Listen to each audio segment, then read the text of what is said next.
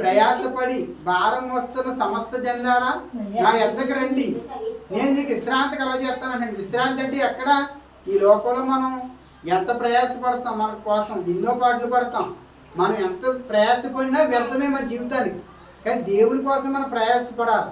దేవుని సువార్త పనిలో మనం ప్రయాసపడితే దేవుని కార్యం అన్నది మన భుజం మీద ఎత్తుకుని మోస్తే మనకి ఇచ్చే పరలోకానికి అక్కడికి వెళ్తాం. దేవుడి లోకానికి అక్కడికి వెళ్ళాలంటే మనం ప్రయాసపడాలి. దేవుని కొరకు ప్రయాసపడాలి.